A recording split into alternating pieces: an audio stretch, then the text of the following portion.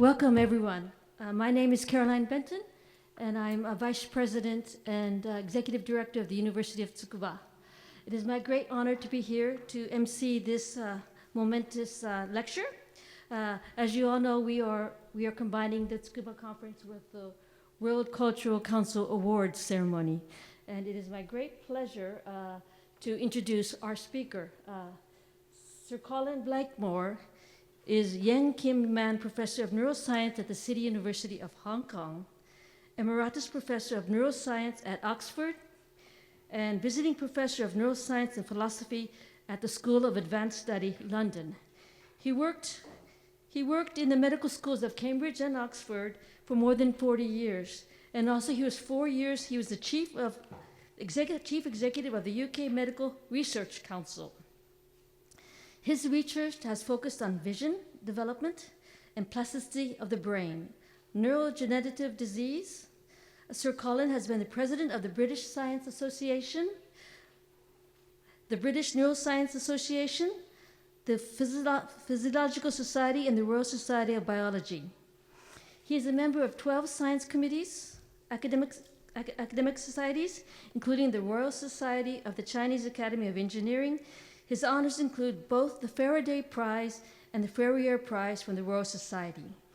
He has been involved in scientific advice to government and in public communications about science. Sir Colin is a founding member of the World Cultural Council and has been its president since 2015. The title of his lecture here is One Health, the Future Challenge for Medical Research. Please join me in welcoming the very distinguished Professor Blakemore to the stage. Professor Blakemore.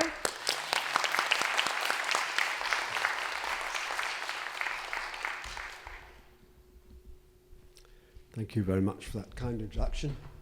And it's a great pleasure to be here participating in the Tsukuba conference, as well as representing the World Cultural Council for the awards ceremony tomorrow.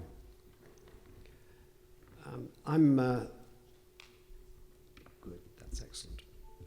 Thank you, that's wonderful. Thank you very much. Thank you.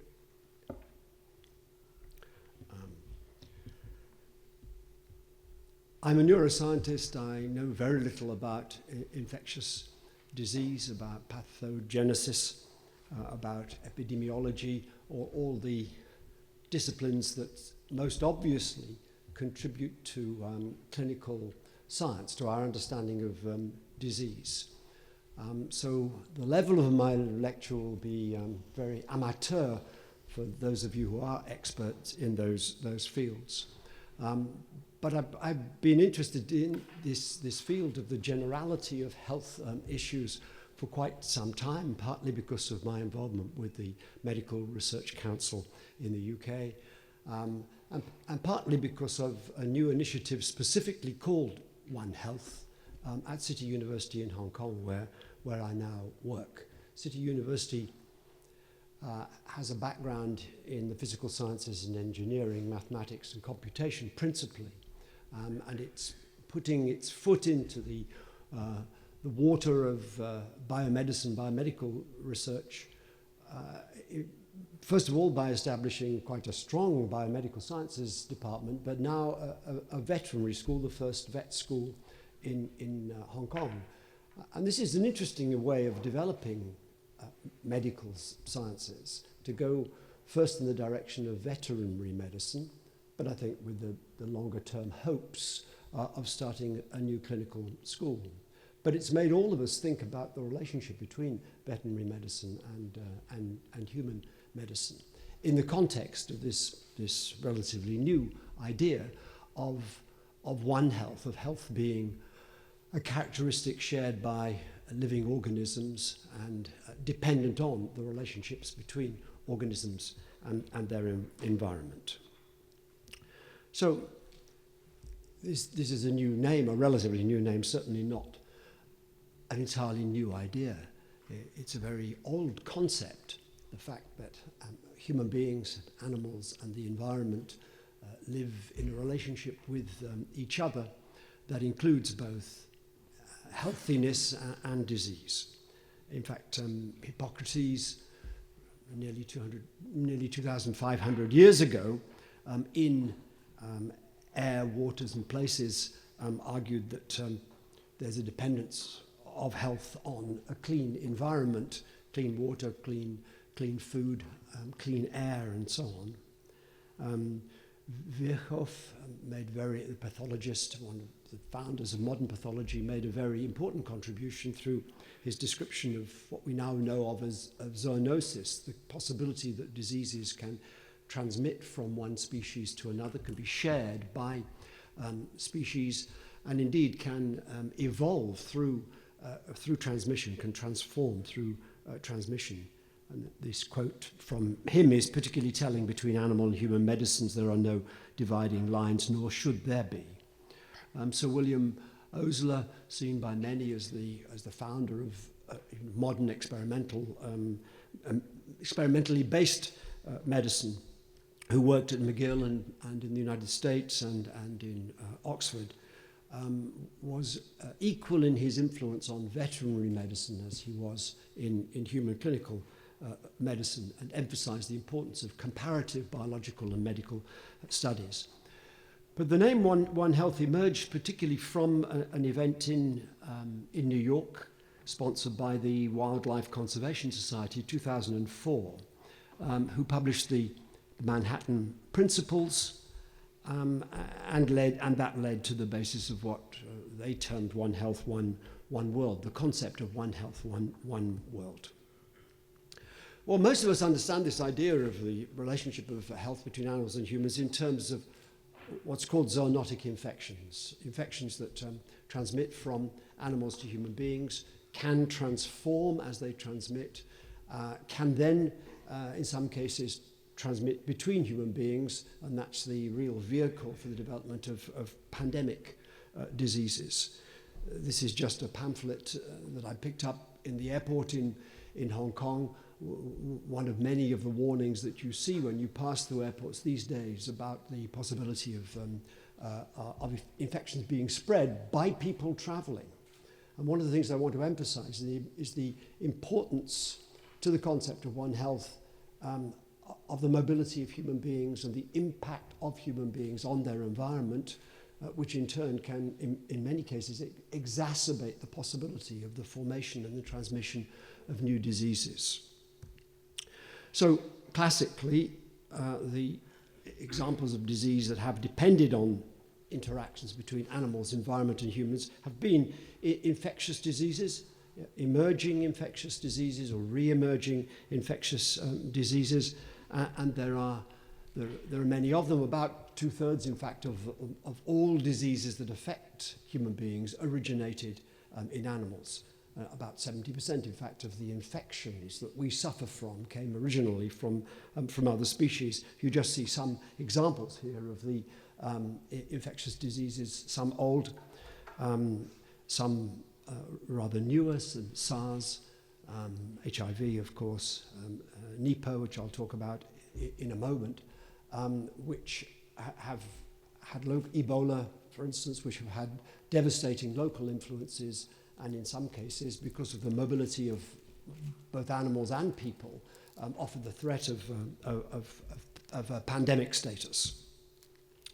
I'm going to talk about 5 examples of medical research to illustrate different aspects of what one might call One Health. 3 of them are going to be examples of infectious disease, and I qualify what I'm going to say by, again, telling you that I'm not an expert in infectious disease, but it's very important to mention them because they do form such an important component of the One Health concept. But what I want to use them for is not to illustrate the well-known facts about emergence of pathogens and spread of pathogens between species, but the many other factors, environmental and behavioral, which can play into that process, which are just as much a part of the pathogenesis as the straightforward biology. So I'm going to talk about Nipah.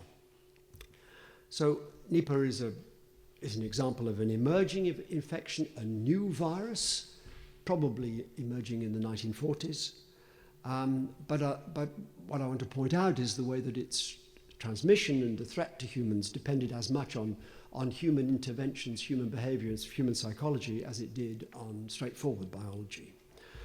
So the story starts here in peninsular Malaysia, in the region in peninsular Malaysia, where there was deforestation, a period of deforestation after the Second World War, with the introduction of fruit farming in the cleared land around Port Dickson. The fruit farming was accompanied by the inward migration of large numbers of fruit bats displaced by the deforestation around. So the behavior of human beings, and I'm going to highlight, as it were, the human behavioral interventions with highlighting in yellow for emphasis. Deforestation caused the displacement, the disturbance of the bat populations. Human beings very conveniently provided an alternative with the availability of fruit farms. The bats moved in. In the 1990s, the next crucial step was the introduction, again on cleared land, of intensive farming of pigs. And the first case of what turned out to be Nipah was in 1997, a neurological condition identified in a human being, at first thought to be Japanese encephalitis, but then quickly recognized as being something different and something new. There were altogether in this outbreak 257 cases with a case mortality of approaching 50%. About half the people died. And it was a young Malaysian neurologist dealing with the crisis on the spot who made the observation that everybody dying was Chinese, ethnically Chinese, despite the fact that a large fraction of the local population were Muslim. So he very quickly drew the obvious conclusion that this had something to do with the behavior, the lifestyle of Chinese Malaysians as opposed to Muslim Malaysians, and that means eating pork. So he recognized the relationship between the intensive local pork production and the spread of this disease, specifically Chinese people. So pigs were identified as the intermediate host. The virus was coming from pigs to humans, but it didn't originate in pigs. 1 million pigs were slaughtered. Very large numbers of pig farms were demolished. Huge numbers of farmers were put out of work. And it was the fruit bats that were pretty soon identified as the principal carriers, the reservoir carriers of the virus, the first hosts of the virus. And it was pretty clear that the virus was being transmitted to pigs from the fruit, half-eaten fruit, that was being dropped by bats around the pig farms. Genetic analysis of the virus suggests that its origin was sometime in the 1940s, a new species of virus. Human-to-human transmission has been confirmed, and that makes this virus particularly dangerous, along with many versions of flu, of course. It has the potential for pandemic status. There have been other outbreaks. At the moment, it seems to be pretty well controlled, but there have certainly been eight outbreaks in Bangladesh, again, with high case mortality, 75% in the case of Bangladesh. And the likely origin there of those outbreaks has been the consumption of date palm sap, which has been contaminated by fruit bats. And much more recently, the virus has been detected in Africa. So it's a very worrying, very threatening virus originating only 60, 70 years ago, with a clear pattern of transmission from species to human. But what I've emphasized with the yellow highlights is the crucial effect of interventions by human beings, changes in agriculture, changes in modifying in the environment, which have certainly contributed to the development and the success of this virus. One Health then is much more than just animal diseases and human biology and the particular immediate relationships between human beings and animals. And this, one of many descriptions of the complexities of the concept of One Health comes from the Swedish One Health organization, One Health Sweden, and the umbrella just covers many, many different disciplines that all play a part in the complex biological and social interrelations that determine disease. The second example, a classic example of a zoonotic disease I'm going to talk about is rabies. I know, again, I'm not an infectious disease biologist. I know very little about it, but I certainly remember being, as I'm sure many teenagers are, fascinated by, horrified by, but fascinated by this disease, by the kind of horror story image of the rabid animal. And what intrigued me most was what this must, as it were, the elegance and beauty of the disease mechanism that implied a remarkable process of evolutionary adaptation on the part of the virus. And you know the facts. When one animal is bitten by another that is rabid, the virus infects its nervous system. The infection, the virus then spreads out again in the peripheral autonomic nervous system, particularly into the salivary glands. It is shed in hugely prolific numbers in the saliva, and at exactly the stage where the peripheral expression of the virus, the availability of the virus occurs, animals, at least 80% or so of the vicious type of rabies infection, become incredibly aggressive. They develop an aversion to liquids. It's not completely clear what the basis of that is, but they are terrified of swallowing, including swallowing their own saliva. So saliva accumulates in the mouth and in the esophagus, and they become extremely aggressive. So they transmit the disease very efficiently by attacking other animals when there's huge saliva production and the saliva is full of virus. Just struck me when I was a schoolboy that this was just an amazing piece of biology, and I thought a lot about what it might mean in terms of the evolution of the virus. Rabies, again, of course, has been described since antiquity. It's a 15th century illustration of a rabid dog biting a human being. And here the terrifying horror movie image of a rabid animal, the saliva and the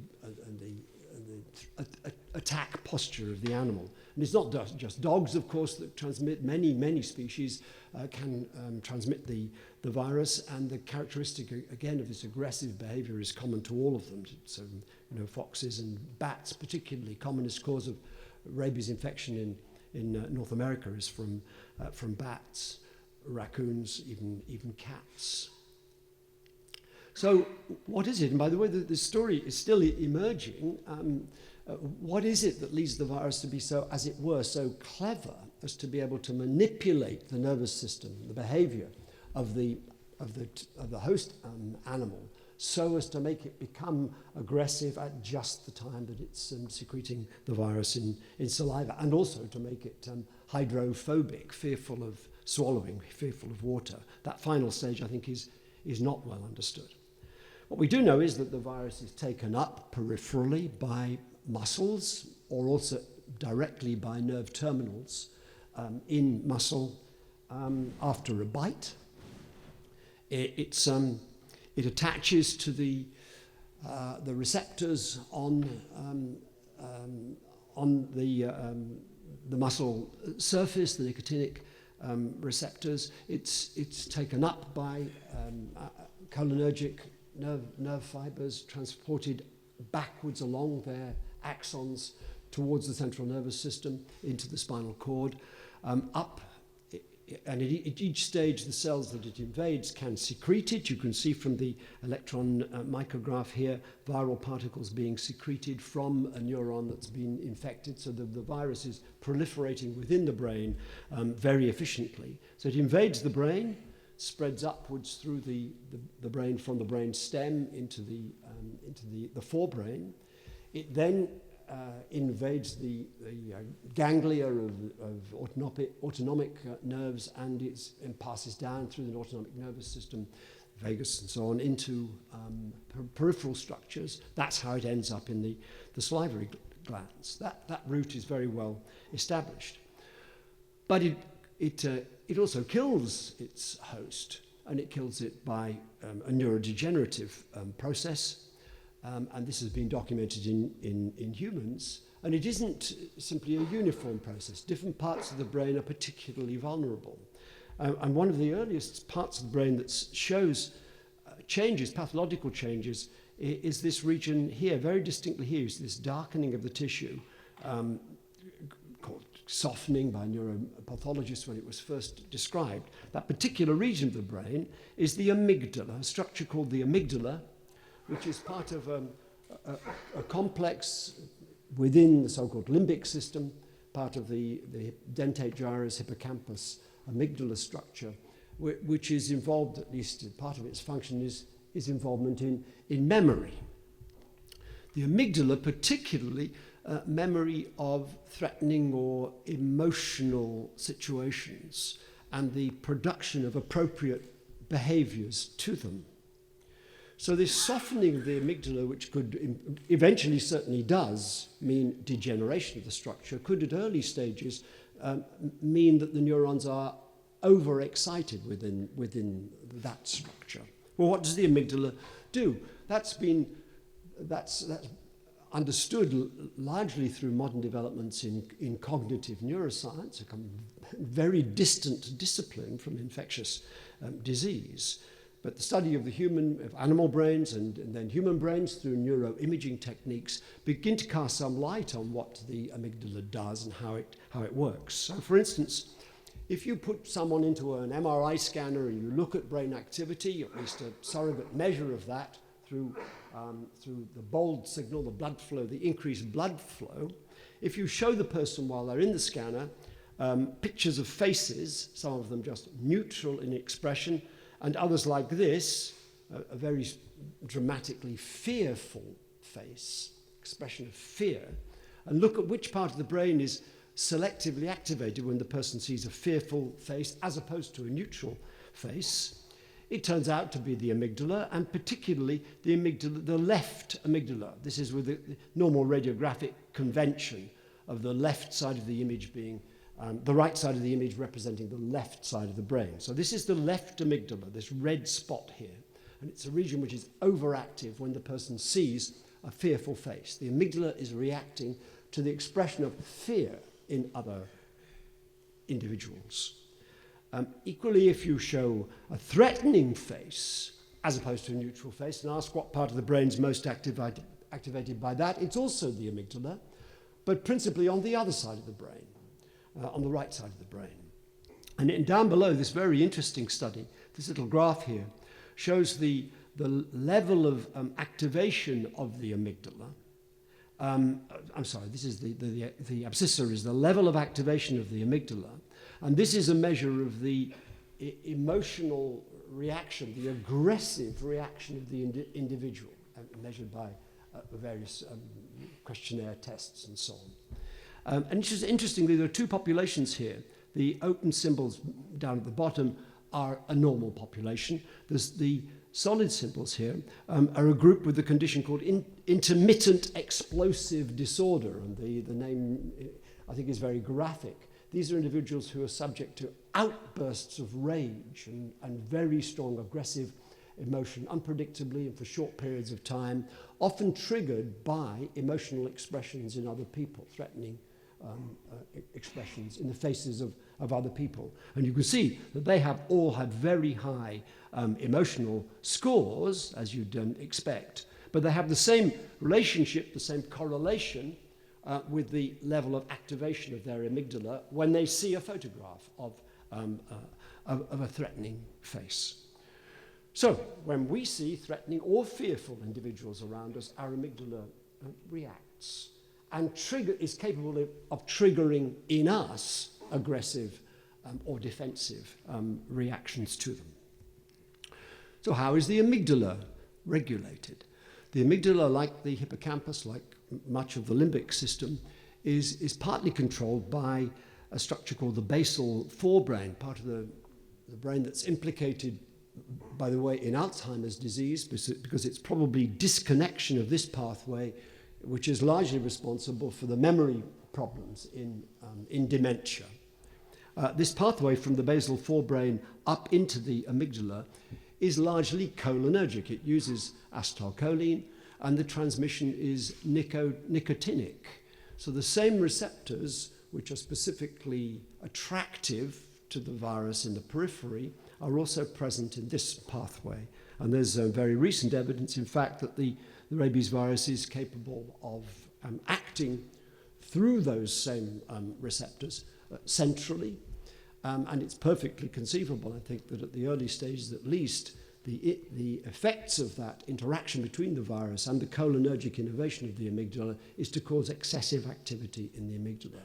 But the chronology is such that happens, that increased aggression, increased aggressive reaction to other animals, just as the host animal is secreting the virus in their own saliva. And that presumably, that beautifully, it's hard to use the word beautiful, but you know what I mean, that perfectly orchestrated chronology must be the product of a selective process, of the process which has guided the evolution of the rabies virus. And my third example of an infection, of an infectious disease, is mad cow disease. And I'm using this not just to illustrate that there are a variety of pathogens which can act in this way, in the zoonotic way. This is a very unusual new form of pathogen, as I'm sure many of you know, but also to illustrate that part of the process of this One Health interaction, again, can have to do with very odd aspects of human behavior, one of the oddest being the action of politicians in deciding how to respond through policy to health challenges.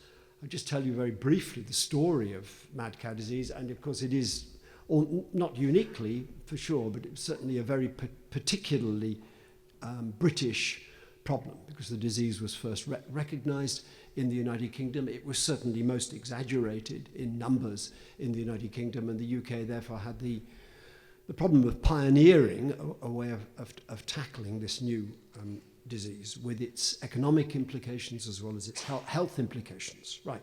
So this is just a story of science mixed with politics and the public.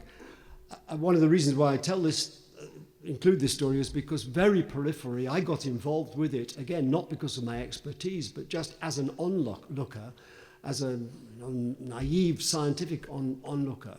It was a fascinating piece of evolving interaction between scientists, politicians, and the public that I found particularly interesting. So I was foolish enough to make contributions to the discussion about it, even without real expertise. And I'll tell you why for a moment I first got involved. This is just to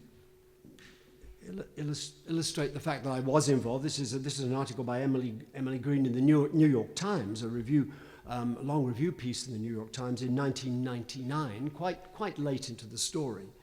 And you'll see that she quotes me as saying that I had called for an investigation which the government was then just setting up, the Phillips inquiry into the disease. And I'd written pieces suggesting that was really necessary to have a full-scale investigation into what was happening, the social and political aspects as well as the biological and the medical in 1997.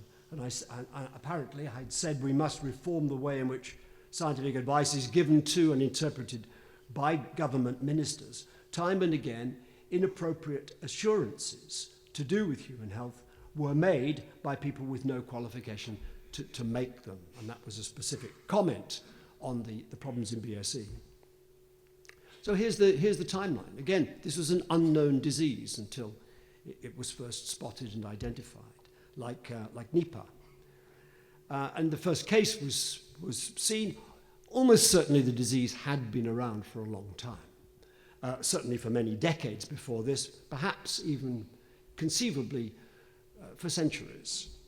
But in December of 1984, a veterinarian in West Sussex saw a single case, an unusual neurological condition. The cow died and was then investigated over the following year. And in November 1986, the disease was given a name, bovine spongiform encephalopathy, BSE. And the spongiform refers to the spongy nature of the brain, the perforated nature of the brain in severe cases, a distribution of degenerative changes in the brain, which was clearly correlated with the principal symptoms of the disease, the poor coordination of the animals, the inability to ultimately to maintain their posture, exaggerated reflexes, and so on. And you see here an image of a cow with virtual immobility of the hindquarters, very common in the later stages of the disease. Now, why was I interested? I happened to read the London Times on the day in March 1987 when there was the first report of this case. It was a very small paragraph, new neurological disease or mystery disease in cattle described, and it was simply a report on this case. And the report gave a very brief description of the symptoms, and it rang a bell in my head because quite recently I'd been reading the papers of a man called Gaduchek, who went on to win the Nobel Prize, a rather eccentric and odd American scientist, but very capable virologist, molecular biologist, who had been studying a disease that turned out to be very similar to BSE in humans, an existing disease in humans, which I'll mention in a moment. But it just rang a bell that there might conceivably be some relationship between these, and led me to do a kind of personal cost-benefit analysis. How important was beef to me personally? And I decided that it wasn't important enough to tolerate the potential risk of the kind of disease that Gaduchek had been describing. So I gave up eating beef in March 1987 and have pretty much kept to that ever since. And by the way, that doesn't mean that I think that there's any risk of infection from any significant risk anyway of infection from BSE at the moment. But if you stop doing something, then you lose your taste for doing that. So I no longer have any real appetite for eating beef. So I maintain that same pattern of behavior. But it was just as a result of reading that single article. So in 1988, it was declared a notifiable disease. Gaduchek himself suggested that it might be related to the conditions in humans that he had been studying, and he called it high-tech cannibalism, suggesting that it might be a result of changes in the pattern of feeding of cattle. The cattle feed then being used extensively had the remnants of animals, of other mammals, including cattle, in it. And the idea of feeding cattle to cattle worried him, that form of, as he says, high-tech cannibalism, because it might be the basis of the transmission of disease within that species. The government set up a committee, and it was chaired by Dick Southwood, who happened to be a good friend. So I heard a little bit of the inside story of how the committee worked, and the answer is with great difficulty. And you have to, on one hand, BSE was a disaster, and as you'll see, was very badly handled by the government. But nevertheless, you have to sympathize for the scientists who are involved at the coalface, dealing with a problem that was scientifically entirely novel. Really, no one had any clear idea of what was going on. No one had any idea of the nature of infectious transmission or what the agent might be. So in those circumstances, I think they did an extremely good job in the advice that they were giving to government. The problem was that the process was not transparent. The public didn't know what that advice was, and it became transformed through the mouths of ministers in the advice that they gave to the public. There was a ban on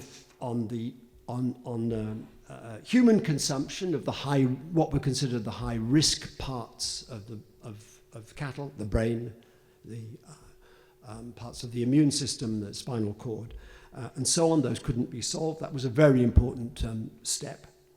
And the feeding of cattle parts, ruminant animal parts, back to cattle was also banned, and that was important in eliminating, or at least dramatically reducing the frequency of occurrence of the disease. But 180,000 cows were affected by the condition, and with the measures that were put in for slaughter, preventive measures that were put in for slaughter of herds where single cases occurred, 4.4 million cattle were slaughtered. It had a devastating effect on British agriculture, on British trade, on the reputation of British farming around the world. Now, through all of this, the government had been, as it were, keeping the public informed, principally keeping them informed about their worries about the meat industry and their assurance that people had no reason for concern. But in May 1990, a cat was identified that appeared to have a very similar condition. And then other species in zoos in the UK were described which had neurological conditions which were very similar. So if there was transmission, as seemed likely, from infected cattle to cats and to other species, then why not human beings? But nevertheless, there was an absolute resistance to that notion that there was any risk to human beings.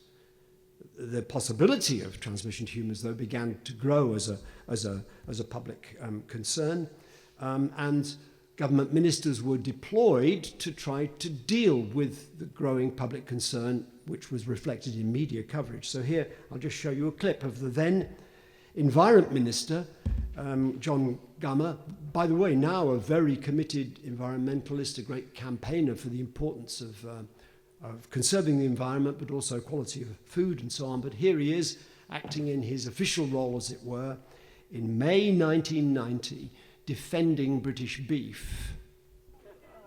The Agriculture Minister, John Gummer, today enrolled his daughter Cordelia in his campaign to persuade people that eating beef is safe. It was a little hot for her. But later he munched it himself to prove to the world that he at least is confident there's nothing to worry about.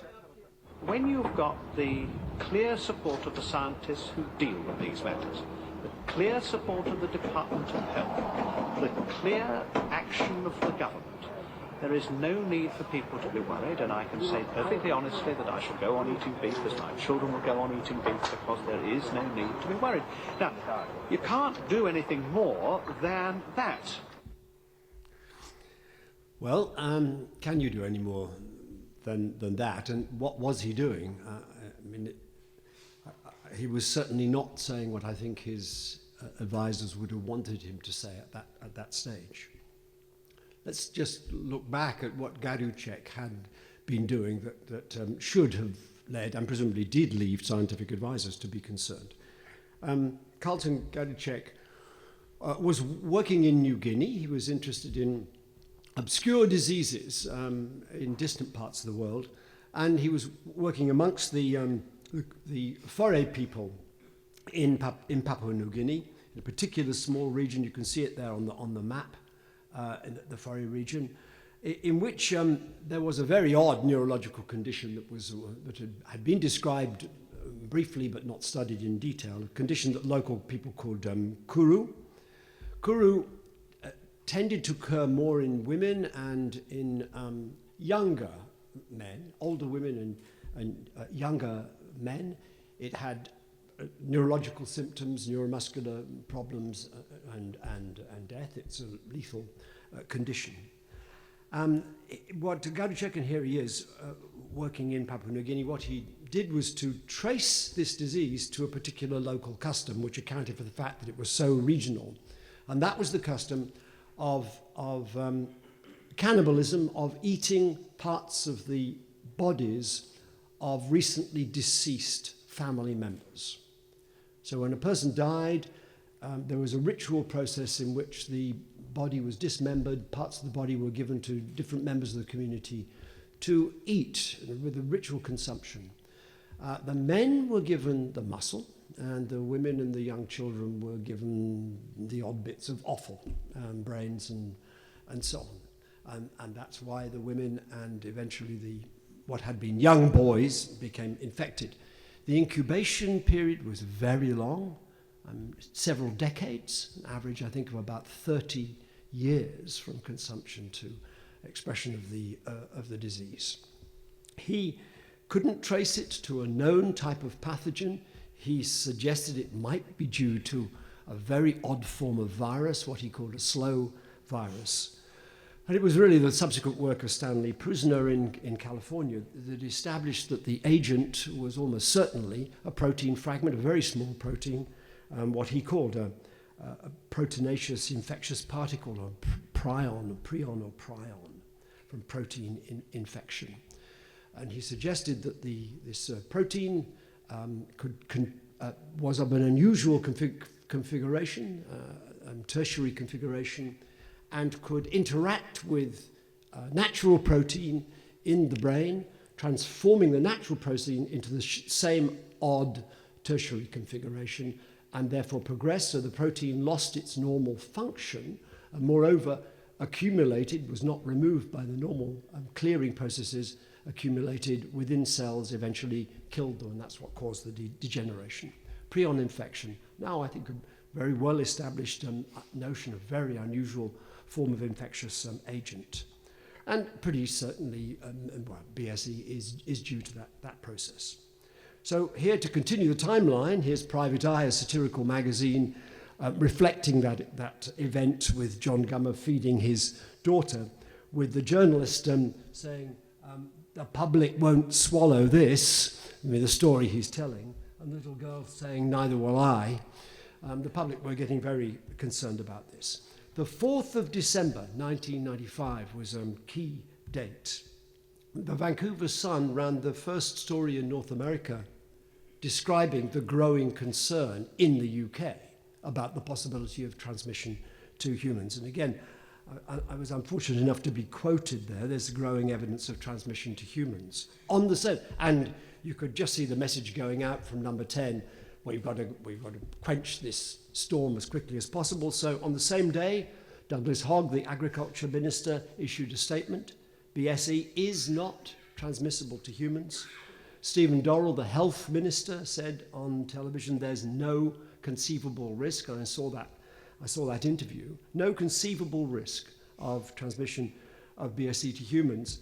And I couldn't resist writing something for The Independent on the 7th of December, pointing out that the risk was not only conceivable, but increasingly was of concern to scientists involved. I mean, just to take a statistically almost irrelevant piece of evidence, but graphic. Since the first description of this type of disease in humans, Creutzfeldt-Jakob disease being the type of prion disease that's known in the West, since the first description of that, 100 years ago or something, there had been one described case of a person under the age of 20 developing this condition. But there had been 2 other cases of teenagers dying from a Creutzfeldt-Jakob type disease in the UK in the preceding 2 years. Well, okay, the numbers are too small for statistics, but they're big enough to be worrying.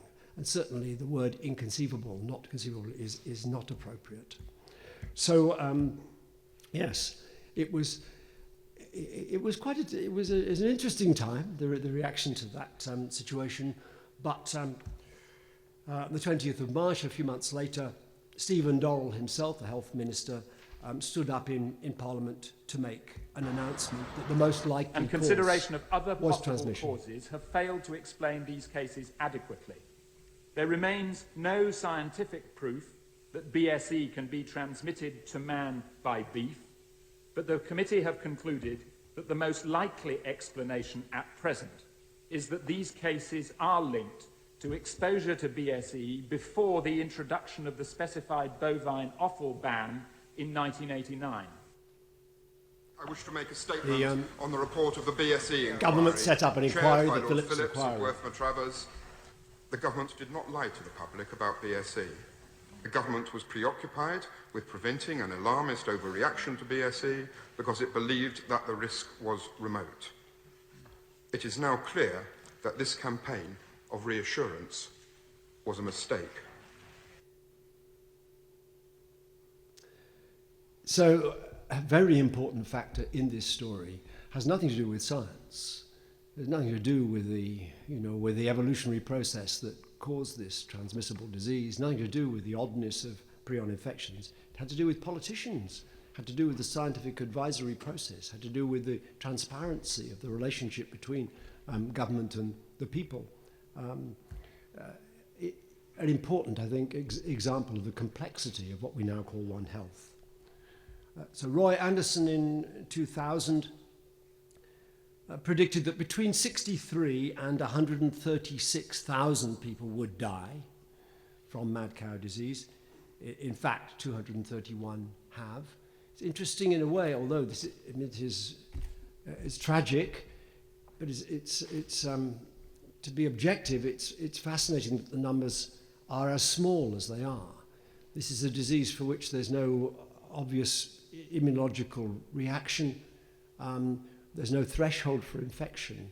It's very difficult to understand why anyone infected at any level, anyone who ate beef in the UK in the early 1980s, should not eventually have died, frankly. We're very lucky to have escaped that. My fourth example, just two short examples now, and these are much closer to my own heart because they involve areas that I've done work in myself. They have nothing to do with infectious disease, but they do show another aspect of the interrelatedness of health and the role of different aspects of the environment on disease. First of all, I want to talk about the condition called amblyopia, amblyopia x anopsia. It's the commonest cause of visual handicap in children and young adults, affecting about 4% of the population. It is a reduction in vision, visual capacity, a reduction of visual acuity and other visual functions, almost always in one eye, which is not accounted for by any pathology or optical disturbance in the eye itself. In other words, it persists even if glasses are prescribed that perfectly focus the image in the eye. Still, vision is much worse in one eye than the other. It's associated, amblyopia is associated with one of three conditions early in life. The most common is a difference in the strength of refraction, of focus between the two eyes. So until a young baby with this condition of anisometropia is diagnosed and has glasses to correct the optical problem, then they go around with one image slightly out of focus as they look around the world. But then even when the image is corrected by glasses, that eye is worse. The eye that was out of focus habitually is worse than the other eye in its performance, even though the image is now perfectly clear. Deprivation of vision, if one eye is covered by a drooping eyelid or has a cataract or a corneal opacity, that eye becomes deeply amblyopic very quickly, and correcting the problem, surgery on the lid or removing the cataract or whatever it is rarely effective in restoring vision. And finally, strabismus, a deviation of the eyes, like this little girl, particularly inward-pointing eyes. Very often one eye becomes densely amblyopic. So it seems to be associated with some sort of imbalance between the two eyes early in life. The condition was recognized very early, certainly described by the Greeks, and Paulus of Egina and Paré both suggested that children with squint, for instance, might be able to straighten up their eyes if they were forced to wear a pair of glasses with a little hole in the middle, so they'd have to point their eyes forwards to look through the hole. That certainly doesn't work, but it showed that people were considering how the problems might be prevented by realigning the eyes or correcting the initial cause of the problem. In fact, the only widely used treatment is to patch the normal eye after the condition has developed and has been diagnosed, to cover up the normal eye, as it were, to force the child to use the poor quality eye. This frankly is not very effective. It has some effect, but very slow in improving vision, not well maintained after there have been improvements. And children and parents hate it, of course, because children don't like having to live looking through an eye that they can't see through when they know that the other eye is perfectly fine. So there's no adequate treatment for this condition at the moment. Its origins were really not understood at all. It was thought to be something to do with the eye itself somehow, because it affects just one eye. In fact, we now know through research that had no initial curiosity-driven research, no initial objective to explain amblyopia, but research starting in the 1960s that has shown very clearly what the basis of this disease is. It starts with an understanding of where information from the two eyes comes together in the brain, and therefore where there might be some selective process going on during development to establish the relationship between the inputs from the two eyes. You can see in this illustration by the famous Spanish neuroanatomist Cajal, 1902, the way in which nerve fibers from one eye partly cross over to the other side of the brain, partly stay on the same side. So here, back in the visual cortex, the back of the brain, the fibers from the two eyes first come together, and he showed them simply coming to a point. Well, they can terminate even on individual nerve cells in the cortex. David Hubel and Torsten Wiesel, working in the United States at Johns Hopkins and then at Harvard, starting in the early 60s, the late 50s, did Nobel Prize winning work recording from individual nerve cells in the cortex, in the visual cortex of cats and then monkeys, and described for the first time the remarkable transformation of information processing that occurs in the visual cortex. Basically, the cells in the retina just respond to changes in light level. They're just signaling the variation in intensity of individual pixels, if you like, in the image. But in the cortex, the process of analyzing the image begins. And what they found, you see, this is one of their early records here. These are responses, impulses, action potentials from one individual nerve cell in an animal, an anesthetized animal. Now, the nerve cells continue to respond in the cortex despite the fact the animal's anesthetized. And the animal's eyes are open looking at a screen, and on the screen then they could present patterns. And in this case, the patterns that they were presenting were bars moving backwards and forwards across the screen in front of the animal's eyes. And here you can see that this neuron gives a big burst of impulses when an oblique bar is moved across an appropriate part of the visual field, an appropriate bit of the retina. But the cell doesn't respond to other orientations of the same bar. It doesn't respond to horizontal or vertical bars at all. It's highly selective for the angle of the edge, and that is a general characteristic. Most of the neurons in the visual cortex in higher mammals respond selectively to edges and lines of particular angles, presumably beginning the process of describing the shapes of objects to the rest of the brain. They also pointed out that many of these cells respond to stimulation of either eye, left eye or right eye. They're binocular. They are combined, as Cajal had suggested, they combine information. And I worked on that for my PhD in Berkeley with Horace Barlow, studying the way in which these cells analyze the third dimension of space. Different cells respond optimally to objects at different distances, using the binocular positions of the images to inform the brain about the distances of objects in space. But then both Hubel and Wiesel and later I became interested in how these cells become set up during development. What are the developmental programs that coordinate the arrival of fibers from the two eyes, put them together onto the right cells in the cortex. And it turned out that that process of establishing the connection to the two eyes is highly dependent on experience, on the animal's individual experience. And it was pretty much the earliest example of plasticity, of neural plasticity, of the reorganization of the brain in response to activity passing through the brain initiated by the environment, by what the animal saw or what the animal did. So this picture here is an autoradiograph of a flattened view of the visual cortex, of a region of the visual cortex, of a monkey, as it happens. And these white patches are white because it's an autoradiogram. They are nerve terminals which are radioactive. And the reason is they're radioactive is because a radioactive proline has been injected, amino acid has been injected into one of the eyes of the animal, then transported along the nerve fibers into the visual cortex. And here we see their terminals distributing the cortex.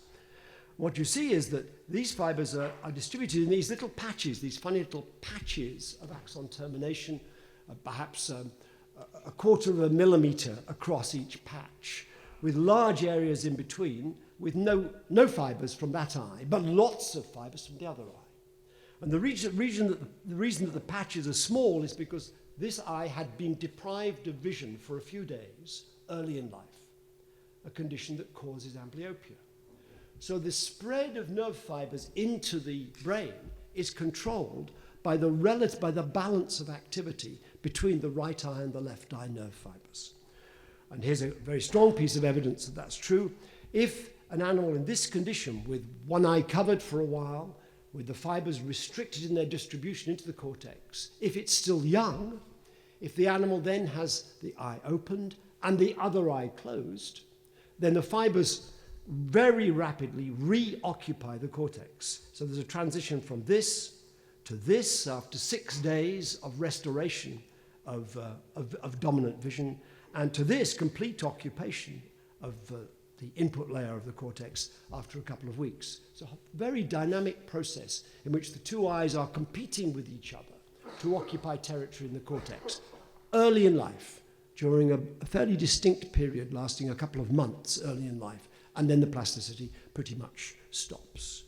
And almost certainly this is the basis of amblyopia. It was also the first demonstration of active plasticity, reorganization of the brain in response to experience.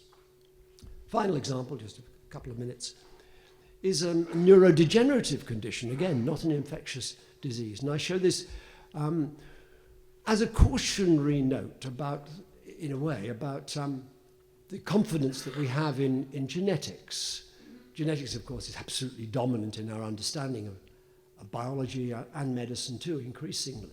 But it's not quite as straightforward, particularly in human beings, and particularly in neurological conditions, as one might have hoped for. Huntington's disease is an illustration of the importance of animal models in medical research, another part of the interplay between humans and animals, the value of studying animal disease for the understanding of human disease, and also a comment on environmental influences on genetics, on genetic disease. So Huntington's disease is a neurological condition. It's lethal. It's a terrible condition, progressive neurodegenerative disease of fairly late onset, affects about 1 in 10,000 of the population. It usually occurs after child rearing age, so unless people are genotyped and they're warned that they have the condition, they have unfortunately very often reproduced and therefore potentially transmitted the gene responsible to their children before that they know that they have the disease. So it's usually a disease of early to late middle age. It produces motor symptoms, those are the most obvious, the terrible choreas and movements, thrashing movements and so on, but also severe cognitive disorders. The degeneration principally affects the frontal part of the cortex and part of the basal ganglia, deep structures in the forebrain responsible for the regulation of movement, particularly the corpus striatum. Here you can see a cross-section through a normal human brain. Here's the ventricle, the fluid-filled ventricles in the brain. This is part of the basal ganglia here, the corpus striatum. Here are the much enlarged ventricles of a person with Huntington's disease with shriveled and shrunken basal ganglia. So very particular parts of the brain are affected. I mean, as in rabies, interestingly. This is a disease that targets particular parts of the brain. Now, it's an autosomal dominant condition. Familial analysis showed that. It's a dominant genetic disorder. So in a way, you might think the very simplest to understand. There is a gene. If you've got the gene, you're going to get the disease. It's absolutely inevitable. Moreover, it was the first human gene for a neurological condition that was identified. The gene was cloned in 1993. It's a triplet repeat, CAG repeat disease, so it produces a long tract in the protein, a kind of stutter in the protein, a long section of the protein, which neutralizes the effect of the protein, makes it very difficult to clear, and therefore causes degeneration. The protein itself, of course, is identified. Some of its functions are worked out. And moreover, there is an absolutely perfect mouse model involving the transgenesis, the expression of the human mutant form of the Huntington gene in mice, which generates the whole range of... Mice don't get Huntington's disease. I mean, they don't show it normally, but if they have a transgene from a human, a mutated transgene, they develop the disease and all the characteristics of the disease. It's been a wonderful model. But I have to say, hand on heart, first genetic disease identified, neurological disease, protein identified, functions of the protein defined, wonderful mouse model. That seems the perfect formula for understanding this disease and developing cures. And that hasn't happened yet.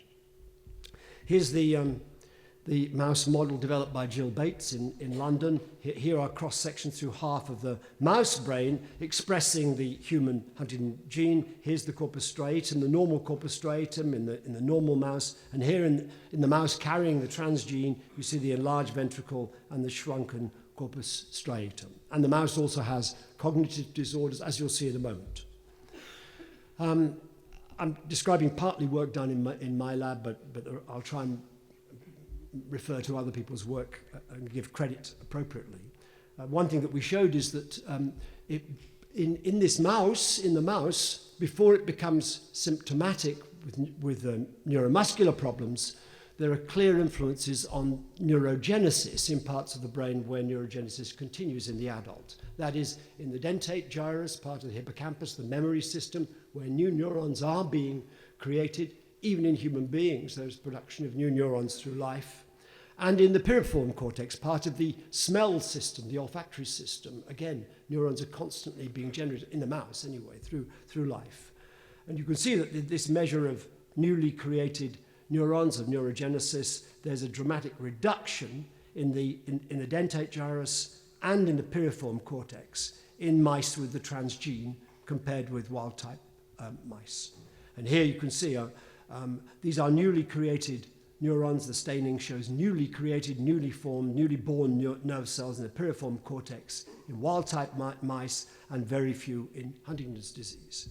Now, when we saw this in mice, it led us to wonder whether human patients, before they are symptomatic, if they're carrying the gene, and of course people now can be genotyped if they choose to be genotyped, to know that they're carrying the gene, do pre-symptomatic human beings have problems with the sense of smell because of problems with neurogenesis in their olfactory system? Now, whether there is neurogenesis in the human olfactory system remains controversial, but in a sense, this evidence might be relevant to that, because we showed very clearly in a small clinical study that there are olfactory disorders. These are by a variety of measures, by the ability to discriminate odours, to detect odours, the threshold for detection and so on. There are overall clearly highly significant differences between populations of normal patients without the gene and pre-symptomatic patients who are carrying the gene.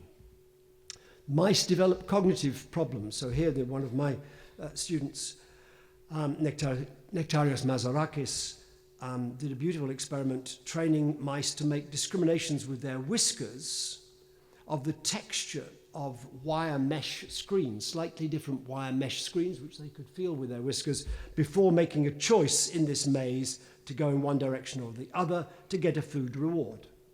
And what he showed was that pre-symptomatic mice carrying the mutant gene never learned this. Here are 20 sessions of training with chance performance, the red dots, whereas wild-type mice learn quite quickly after the first few sessions and get very close to 100% performance. So they have cognitive deficits as well, just like humans do in the early stages of the disease. Now here's an interesting twist in the story. My lab had principally been interested in plasticity, in the influence of the environment on the brain. Apparently of no relevance to Huntington's disease. We developed a secondary interest in Huntington's disease, and that was just pursued by a different part of my lab. But one of my students, Anton van Dellen, a South African neurosurgeon actually originally, now, by the way, a very highly paid barrister in London, straddled the interests of both themes in my research lab. And as part of a little hobby, he was actually working on the Huntington's disease project, but part of a hobby, he was interested in animal welfare and in the living conditions of animals in animal houses. Now, the normal way of keeping mice was certainly to house mice in small groups, 2 or 3 animals together in a plastic box with nothing but some sawdust and some feces and each other to keep them company. And what he was interested in is whether the general health and well-being and development of animals might be improved by enriching their environment. So he did an experiment in which he just randomly selected groups of animals, reared some in normal cages, others in these enriched environments where this junk in the cage was changed every couple of days, the animals could explore it. And then he looked at the behavior, the neuromuscular coordination of the animals and so on subsequently. But he mixed up the Huntington's disease animal groups with the groups in his little peripheral study that he was carrying out. So some of the animals that were assigned to the enriched and non-enriched groups came from heterozygous parents, so some fraction of them were carrying the Huntington gene. So a perfectly controlled experiment for looking at the impact of the environment on a dominant genetic disease, which people would have predicted would be meaningless, but it clearly is not meaningless. It turned out that the animals that were carrying the Huntington's disease gene developed symptoms very much later than their wild type, than the Huntington's animals that were kept in normal cages. So here we see one simple measure of that, a test in which the mouse is put onto a little horizontal rod and has to walk to the end of the rod, and if it falls off to a small distance into a cushioned area below, it fails the test. If it can stay on for 30 seconds, it passes the test. A very simple test of muscular coordination. The animals with the transgene that have not been in an enriched environment start to fail. The percentage who are failing this test increases rapidly after about 60 days of age. Compared with the wild type mice, which don't fail this test at all, up to 160 days. And here, the mice that have lived in an enriched environment, almost as good as wild type.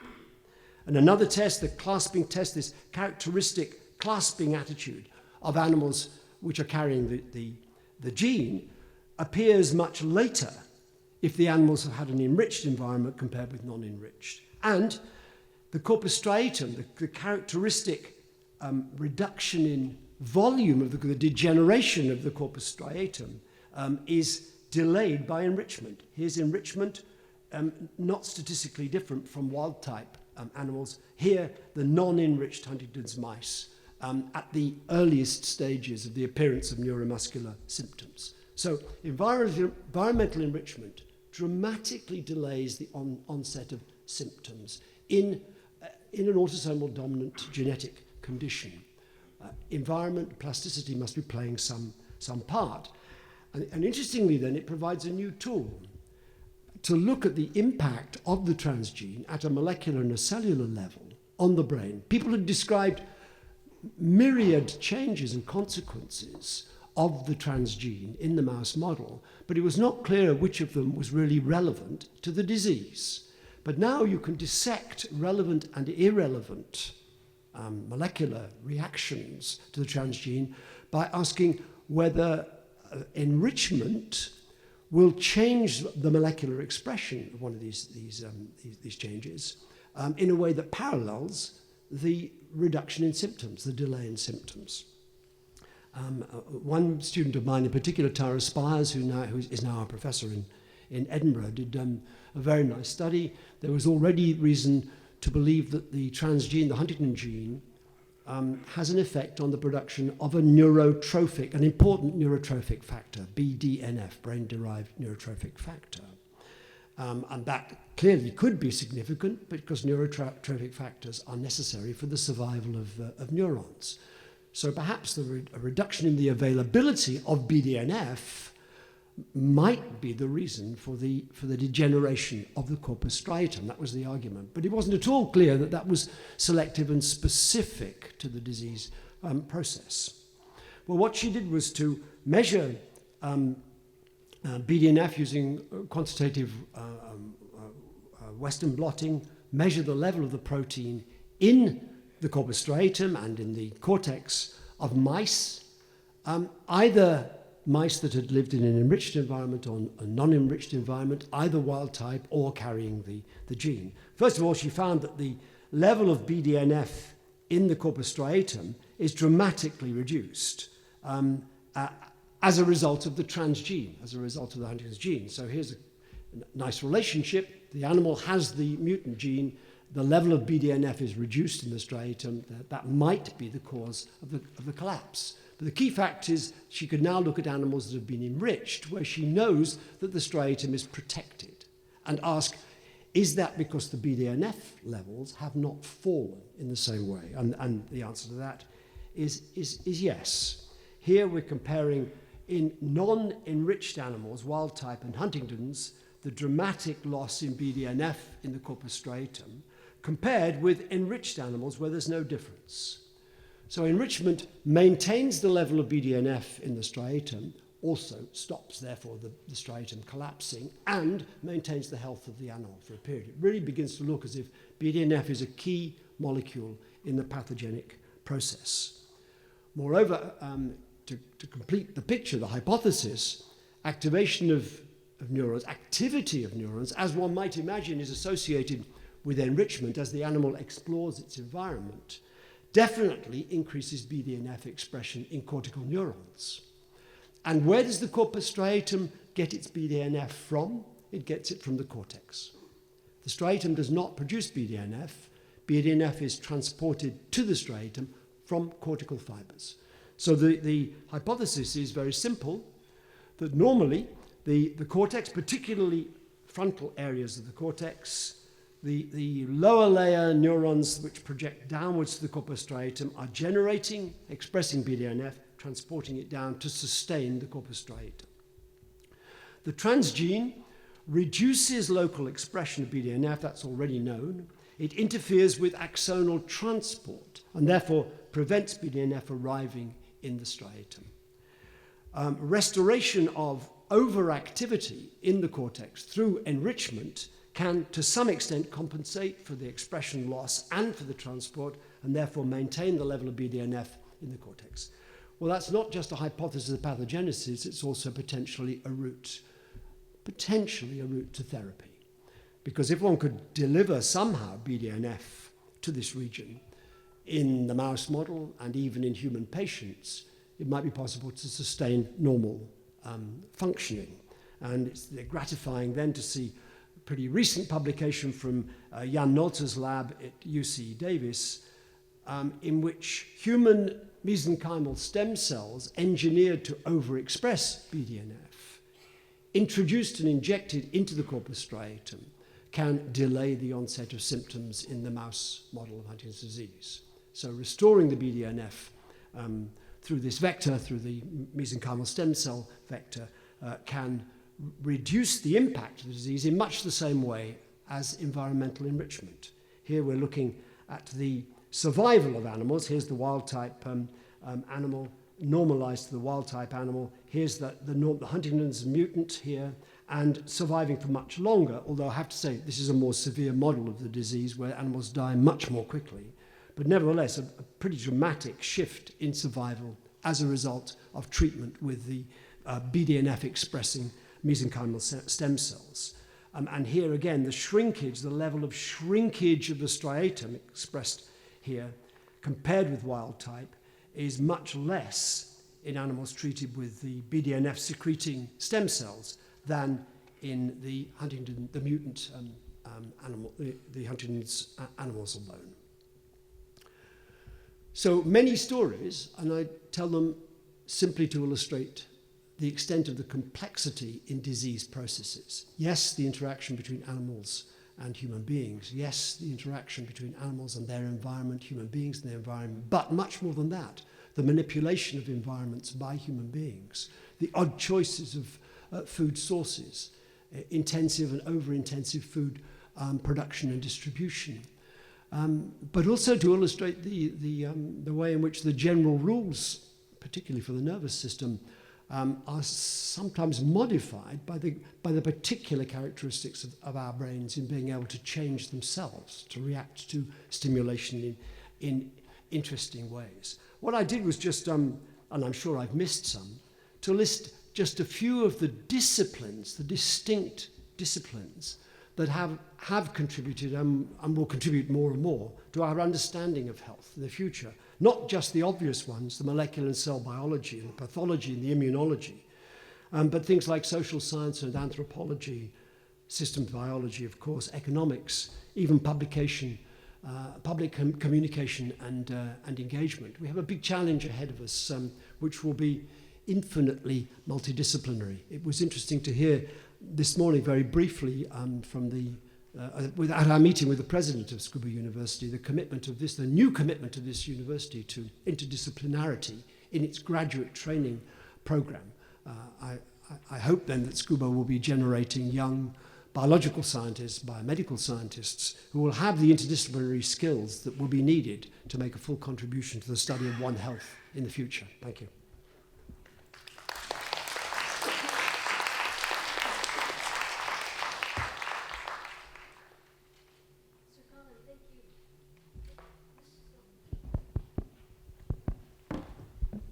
Sir Colin, thank you very much for the very thought-provoking discussion and lecture on One Health and also neurological diseases. The interaction between the environment and species, which can lead to diseases, is very interesting. And I'm sure that, as a layman in this field, I'm sure that as climate change, environmental destruction, and overpopulation continues, it becomes a much more important and dire topic for all humanity. But thank you very much. We have, I guess, maybe just one question. We are running out of time. Does anybody have one question? Okay, in the back.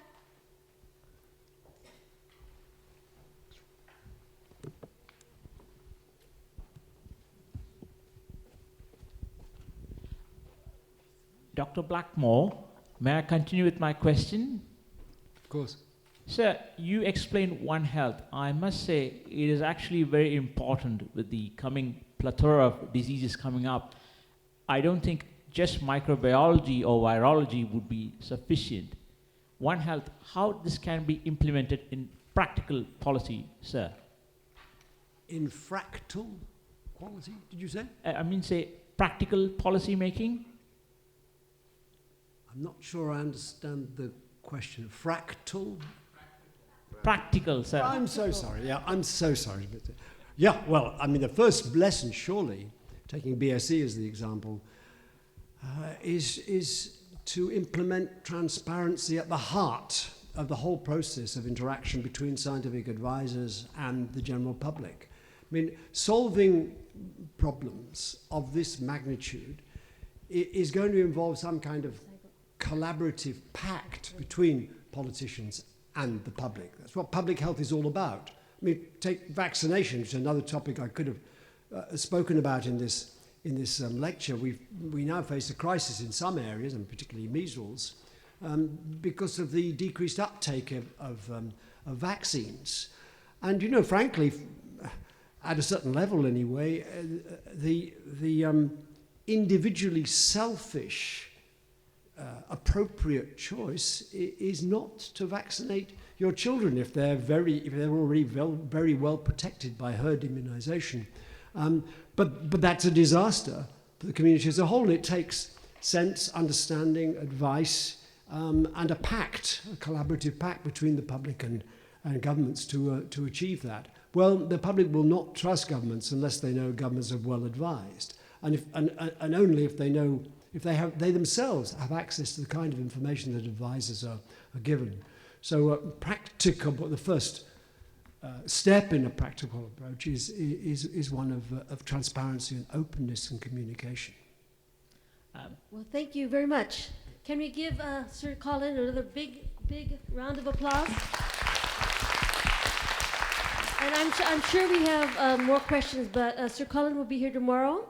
There will be the World Cultural Council Awards ceremony tomorrow, and we will all be there. So please use your time tomorrow to ask for more interesting. I'm sure you have a lot of interesting questions. Thank you very much. Once again, thank you. Could I just reinforce that invitation to come to the World Cultural Council Awards ceremony tomorrow, and to the winners, the award winners' lectures tomorrow morning, which should be, I think, a very special occasion. So please come.